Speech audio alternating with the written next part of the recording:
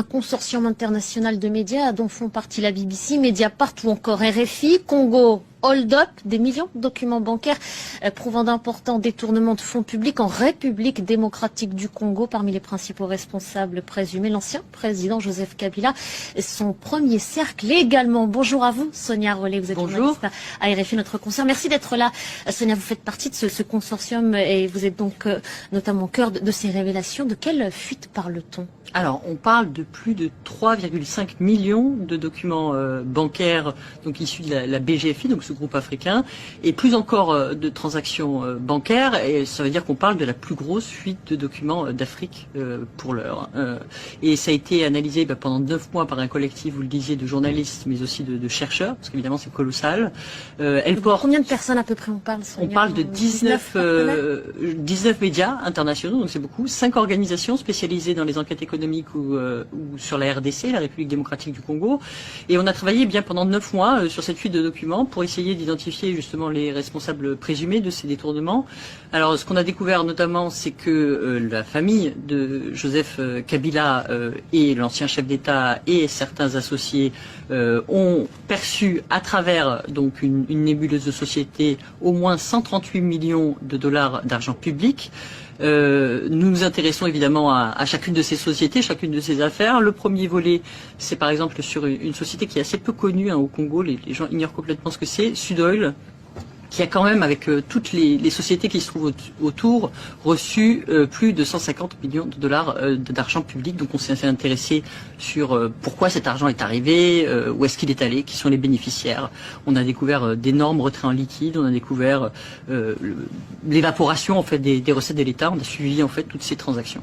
Vous avez donc vous avez mis en lumière la défaillance d'un système bancaire et de la complicité, en tout cas présumée, d'une banque en particulier. Pour remettre les choses dans leur contexte, on parle de détournement de richesse.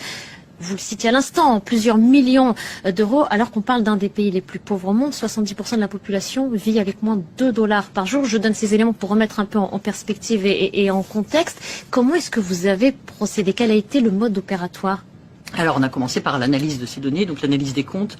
C'était vraiment important pour nous et c'est pour ça que le chiffre de 138 millions, c'est vraiment ce qu'on a pu prouver, sur lequel on peut tracer, donc tracer depuis les comptes par exemple de la Banque centrale ou d'institutions comme la Commission électorale ou l'Assemblée nationale, jusqu'aux comptes des sociétés donc qui sont tenues par ce premier cercle, et puis jusqu'au qu'est-ce qu'on en fait quoi, c'est-à-dire concrètement ici achat de maison, ici on a financé par exemple un bateau, enfin on a essayé de savoir exactement ce qui était fait de cet argent et comment il s'était retrouvé là.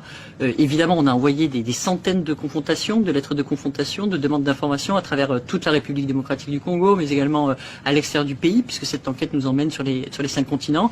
Ce qu'il faut savoir, c'est que l'ancien président Joseph Kabila, sa famille ou ses principaux associés n'ont pas donné suite à ces questions, qui cherchaient à comprendre ces flux financiers, pourquoi est-ce qu'ils avaient été opérés de cette manière. Alors on a eu quand même beaucoup de réponses de beaucoup d'institutions, etc., mais pas les principaux responsables donc présumés de ces détournements. Qui réagiront peut-être une fois que ces révélations, justement, vous les aurez livrées publiquement. Il va y avoir justement d'autres révélations qui vont suivre en plusieurs étapes, je crois, Sonia ? Oui, ça va durer 15 jours. C'est énorme, c'est vraiment... On va détailler chacune des sociétés, notamment. Ça va nous emmener sur tous les continents, parce que vraiment, on assiste... Il y a beaucoup d'hommes d'affaires aussi étrangers qui ont travaillé avec l'ancien chef de l'État Joseph Kabila, donc on s'est intéressé au cas de ses principaux hommes d'affaires. On va s'intéresser à différents cas d'institutions aussi pour essayer de comprendre des événements aussi sur lesquels il y a eu des détournements de fonds. Donc c'est vraiment un programme assez riche pendant 15 jours. Je pense que on va avoir une bonne idée en tout cas des différentes méthodes et techniques qui sont employées pour faire des détournements de fonds. Je pense que c'est vraiment historique en fait cette manière de documenter les choses où pour la première fois on va vraiment suivre pas à pas comment on s'est accaparé certains revenus de l'État et quelles techniques on a employées justement à travers ce système bancaire pour y arriver, parfois même à l'insu de certains acteurs.